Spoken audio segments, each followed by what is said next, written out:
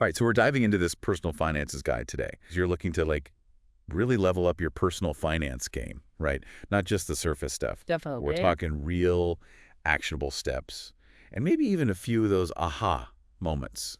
Kind of like a financial glow-up guide, you I know? like that. So the guide jumps right into something that might seem kind of basic at first glance. Ah, It's all about knowing your numbers. But we're not just talking about, checking your bank balance here. right. It's about getting a much clearer picture of your overall financial health. Exactly. And that's where the concept of net worth comes in. It's like the ultimate measure of your financial well-being. Yeah. And I love that the guide emphasizes this right off the bat. It's not just about how much money you're making. Exactly. It's about understanding your whole financial picture, your assets, which are things you own, like your phone, maybe a car even. Right. Minus your liabilities, those are the things you owe, like student loans or credit card balances. Okay, so it's like a financial snapshot. You're taking stock of everything you've got coming in and going out. And the guide even suggests some tools to make this super easy, right? Absolutely. There are some great apps out there like Mint, YNE, even Pocket Guard. But even a simple spreadsheet can do the trick. I love those budgeting apps that make it so easy to stay organized.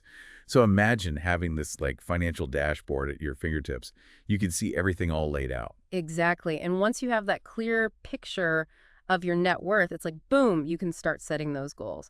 Maybe it's that dream vacation you've been wanting to take, finally buying a house.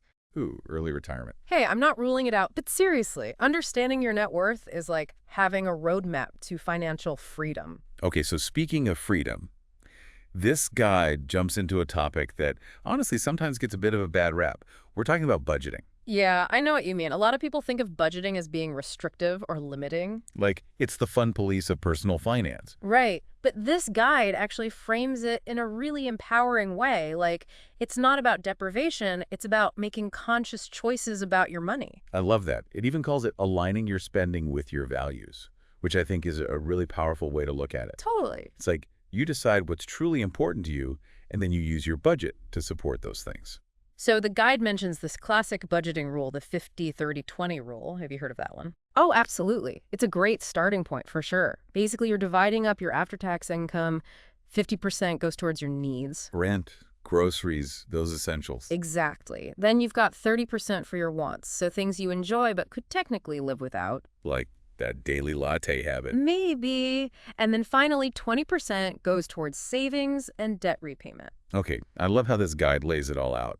And you know what I appreciate? It doesn't just stop at the 50-30-20 rule. It actually delves into some less conventional methods, too. It does, yeah. Like there's the envelope system. Oh, have you ever tried that one? You know, I have. It's great for people who are really visual or, prefer a more hands-on approach. Basically, you're dividing your cash into different envelopes, like one for groceries, one for entertainment, one for savings, and once an envelope is empty.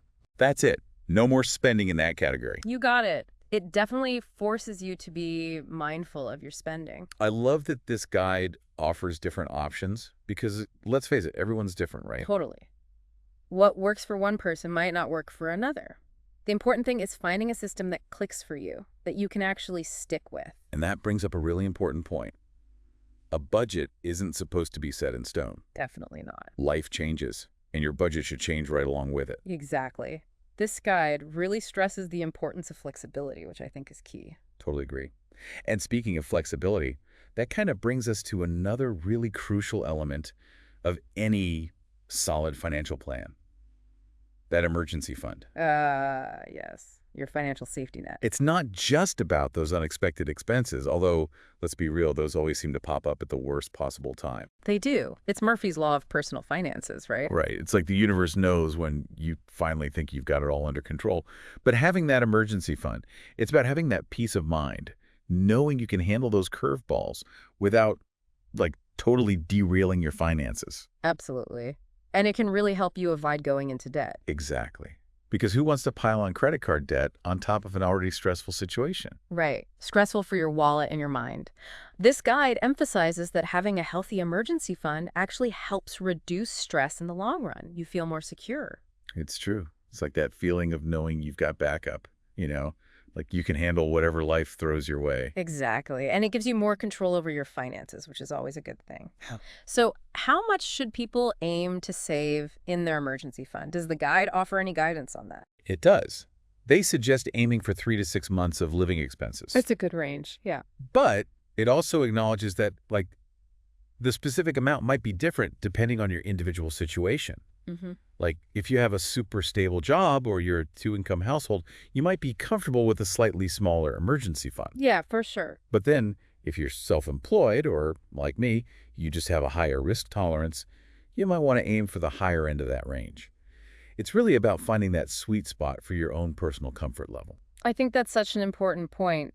There's no one-size-fits-all answer here. Totally. Do you have a magic number for your emergency fund? You know, I've always aimed for that higher end of the range, that 6 months worth of expenses, just for my own peace of mind. I hear you on that. But I love that the guide emphasizes that, even a small amount is better than nothing. 100%. Yeah. Every little bit counts, especially when you're first starting out.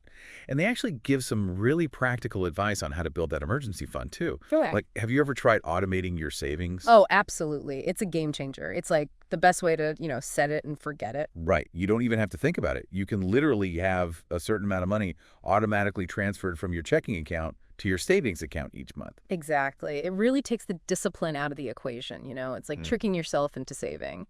And that consistency really adds up over time. Okay, so we're getting those emergency funds in order, but let's talk about a topic that might feel a little bit, well, a little bit scary for some people.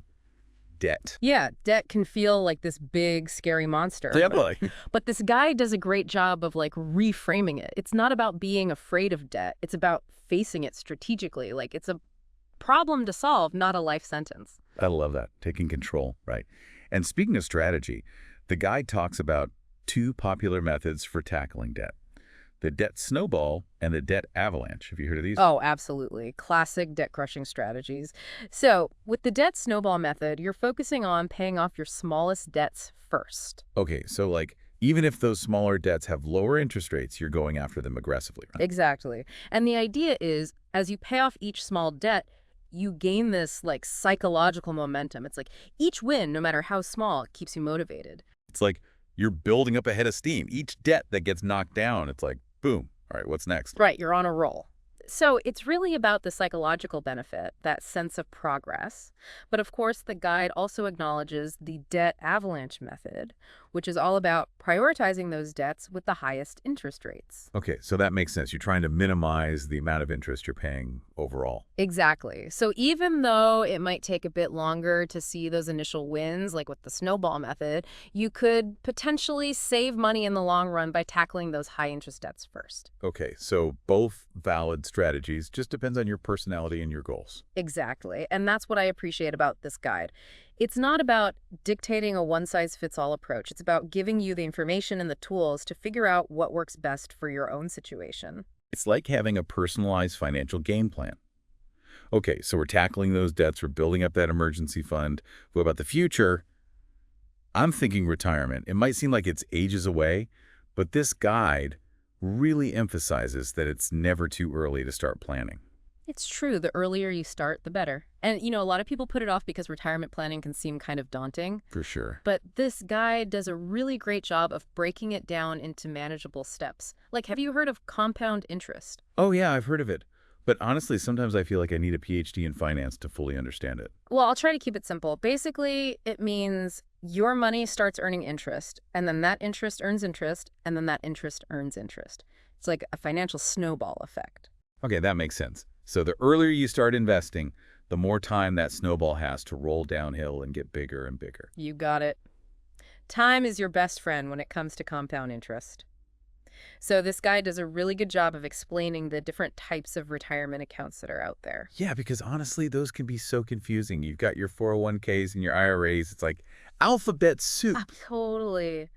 But this guide demystifies it all. It explains how 401ks are often offered through employers and that IRAs are something you can set up independently. Okay, so it's about understanding your options and choosing what makes the most sense for your situation. Right. And here's a pro tip from the guide. Pay attention to those employer matching programs. Oh yeah, those are amazing. If your employer offers a 401k match, it's basically free money. free money. Don't mind if I do. Seriously, though, I love that this guide highlights that because it's such a valuable benefit.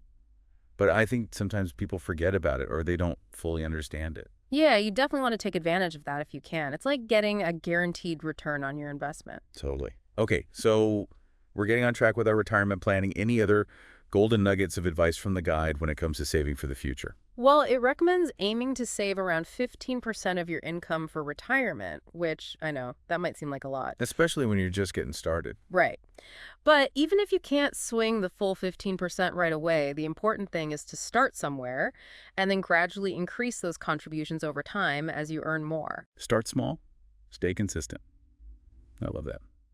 Okay, so we've covered saving, but let's talk about another important piece of the puzzle, investing. I think a lot of people, myself included, sometimes feel like investing is this big, mysterious thing that's only for, like, Wall Street experts.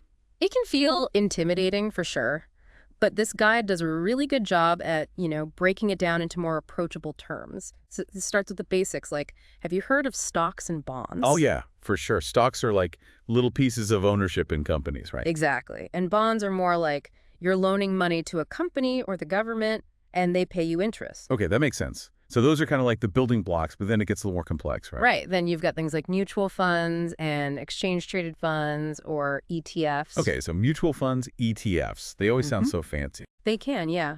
But basically, they're like baskets of different investments. So instead of buying like stock in just one company, you're investing in a bunch of different companies at once. Okay, so it's like you're spreading your risk a little bit. You got it. That's called diversification.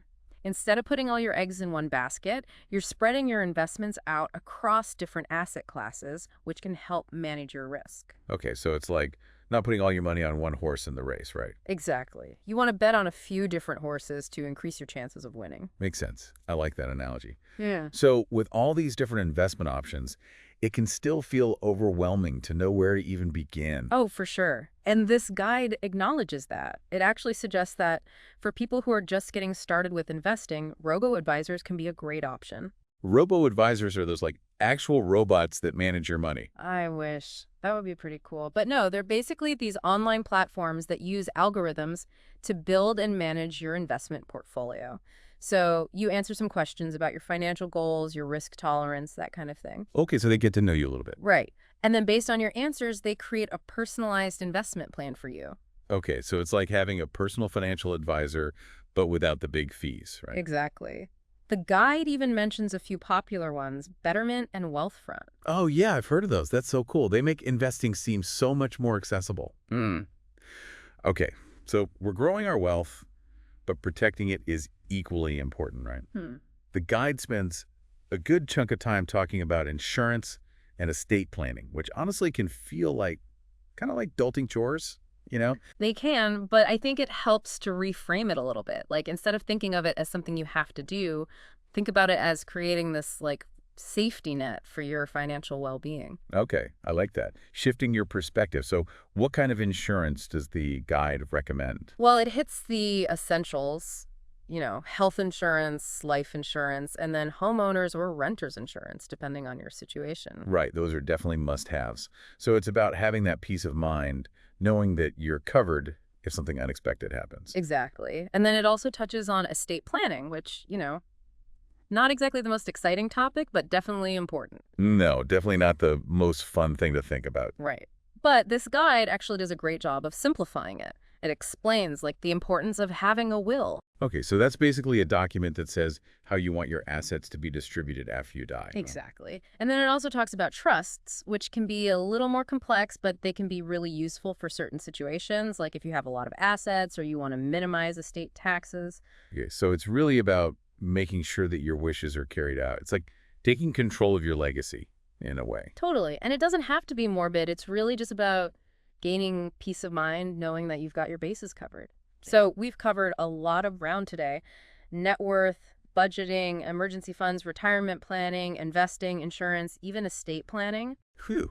Talk about a financial boot camp. It's been amazing to unpack all this valuable information with you. But before we wrap up, I want to leave our listeners with something to really ponder, something to chew on. If you had to choose just one thing from this guide to really focus on, one action step that you think could have the biggest positive ripple effect on your financial well-being? What would it be? That's a great question. And it's not always an easy one to answer. This guide has given us so much to think about, right? It really has. Yeah. But just pick one thing to start with. Maybe it's calculating your net worth for the first time, or maybe it's finally setting up that emergency fund you've been putting off, or maybe it's just finally committing to tracking your spending for a month. Whatever resonates with you, whatever feels most impactful. Absolutely. And remember, personal finance is a journey, not a race. Start small, be consistent, celebrate your progress along the way. Couldn't have said it better myself. And there you have it, your deep dive into mastering your personal finances. Until next time, keep exploring, keep learning, and keep leveling up that financial game.